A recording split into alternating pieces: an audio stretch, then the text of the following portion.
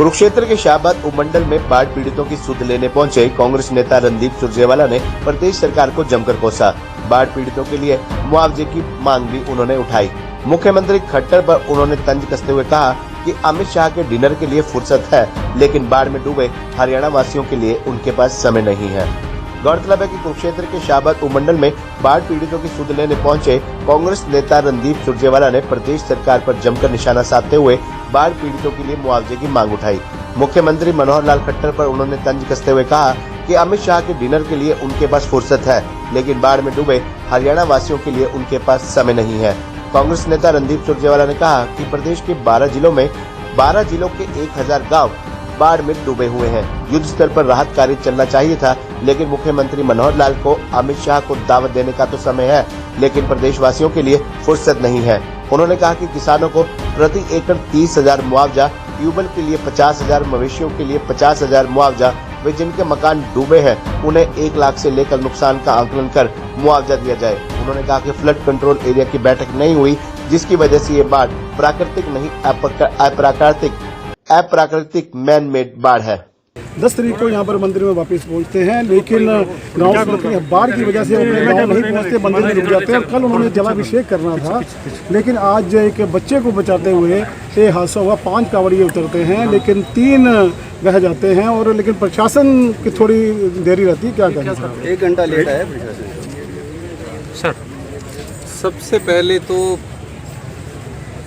शिवरात्रि के एन मौके पर जो 3 शिव भक्त बह गए, 2 तो लोगों ने मुस्तैदी से निकाल लिए। इससे दुखद वाक़या शायद पूरे हरियाणा में नहीं हो सकता। पूरे हरियाणा की आत्मा को, ख़ास तौर से कावड़ लाने वाले हमारे सब शिव भक्तों को, साथियों को, कल संपूर्ण शिवरात्रि है। इस प्रकार के हादसे ने पूरे प्रदेश की आत्मा को झकझोर कर रख दिया है।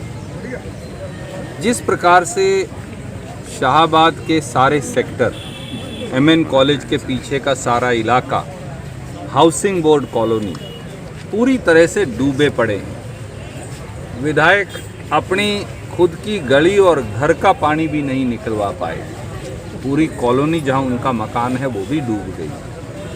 वो दर्शाता है कि बाढ़ जो है वो केवल प्राकृतिक आपदा हरियाणा में नहीं, ये मैन मेड आपदा है। अगर मैं ये कहूँ खट्टर सरकार मेड आपदा है तो गलत नहीं। मार्कंडे जी, जिनका आशीर्वाद पूरे कुरुक्षेत्र जिले, खास तौर से शाहबाद के इलाके पर हमेशा रहता है। सबको मालूम है कि बाढ़ के सीज़न के अंदर मारकंडा जी के अंदर, यमुना के अंदर, सरस्वती के अंदर, गग्गर के अंदर बहुत पानी आता है। परंतु 9 साल से क्योंकि बाढ़ नहीं आई थी, किस प्रकार से खट्टर सरकार की अनदेखी, नालायकी, निकम्मेपन, नाकारापन ने किस प्रकार से तटबंधों की अनदेखी की। जहाँ जहाँ ड्रेन्स की सफाई की बात थी, गाद निकालने की बात थी, मारकंडे जी को साफ सुथरा रखने की बात थी बाढ़ से पहले, उसकी अनदेखी की। जिस प्रकार से ना एनडीआरएफ लास्ट मिनट पे आती है, कोई हाई वेलोसिटी पंप का इंतज़ाम नहीं है। मैं पूरे शाहबाद की नगरी से निकल कर आया, लोग छतों के ऊपर बैठे। हुड्डा में प्लॉट क्यों लिया उन्होंने?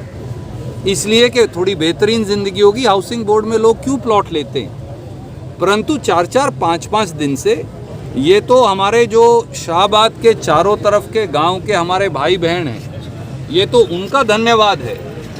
हमारे गुरु घर जो हैं उसमें जो सेवादार हैं, ये उनका धन्यवाद है। हमारे जो मंदिर में पुजारी और दूसरे सेवादार हैं, ये उनका धन्यवाद है कि वो लंगर बना कर एक एक घर के अंदर दे रहे हैं। वरना यहाँ भाजपा जजप्पा सरकार नाम की कोई चिड़िया बची नहीं। आप मुझे बताइए, हर बाढ़ के सीज़न से पहले 3 महीने पहले फ्लड कंट्रोल बोर्ड की मीटिंग होती है, जिसके मुखिया खुद मुख्यमंत्री हैं। सारी बाढ़ रोकथाम की तैयारियों का जायजा लिया जाता है, देखा जाता है कि तटबांध का क्या है, यमुना के तटबांध का क्या है, मारकंडा जी, गग्गर का क्या स्थिति है। अगर ज़्यादा पानी आ जाए लोगों को निकालेंगे कैसे? पर कुछ नहीं 9 साल से हुआ। करोड़ों रुपए के बिल काट दिए गए, परंतु आज तक एक काम नहीं हुआ।